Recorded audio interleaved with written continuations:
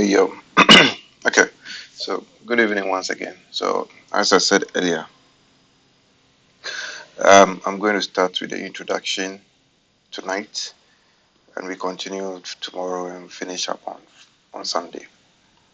So implementing repository and unit of work patterns, and that's my name. I always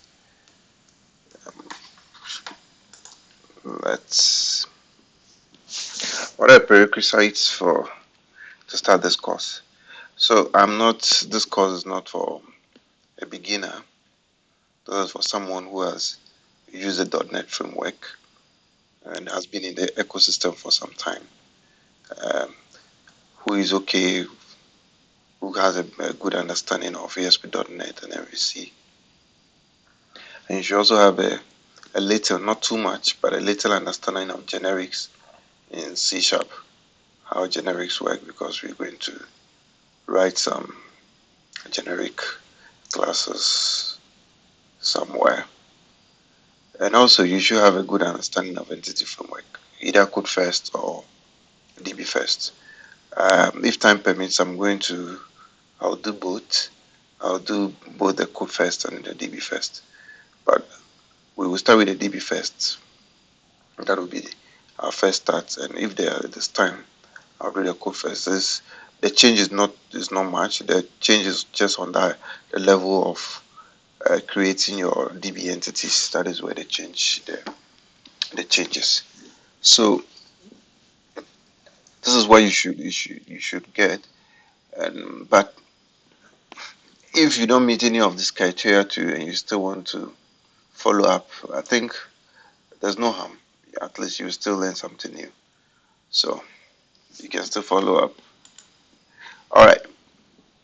So what are the benefits? I don't want to talk too much on this. I just want to put up some small slides. We'll do more of the explanation when we start writing the code. And that is the difference I want to bring in here. You see so many write-ups, so many long essays and all that. At the end of the day, you don't know, you don't get a head until of whatever it is. So we are going to minimize the write-ups and then do more coding and explaining each line of code that we write, spending time on it to understand what it really is and why it should be there. But before, maybe we should just look at the benefits of a repository. What are the benefits? One of the main benefits of a repository is to minimize duplicate query code. You can bear with me. The, the normal way, when you start an MVC application, the template that you get, you have controllers, models, and views. And mostly what do you get people do? They jump into a controller, start writing queries, write all queries over there, and you see the same query written in this one controller. You go to several different controllers and you see the same query written all over. Why should it be so? So the repository is to help us reduce or minimize duplicate query logic. That means our query should be written in such a way that it can be reused but not duplicated. Now, the second most important benefit of a repository is it helps you to decouple your application from persistent framework. Even just .NET. We started with ADO.NET. We came to Link to SQL, Entity Framework version 1, and then there was some N-Hibernate, and then we had Entity Framework version 4, and then we had Entity Framework version 4.1 that came with the DB contest. And now, Entity Framework version 7, which is even a complete rewrite of all the other versions.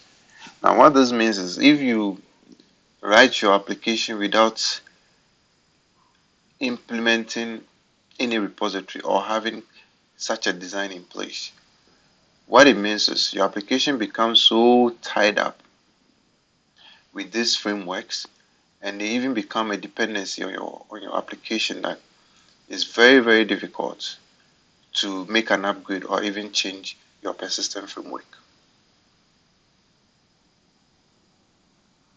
So this is also one of the benefits. It helps you to decouple your application from all these persistent frameworks, and it makes it easier for upgrade or even if you want to change a framework. So as I said, I'm not going to talk much. We'll jump straight in and start doing something.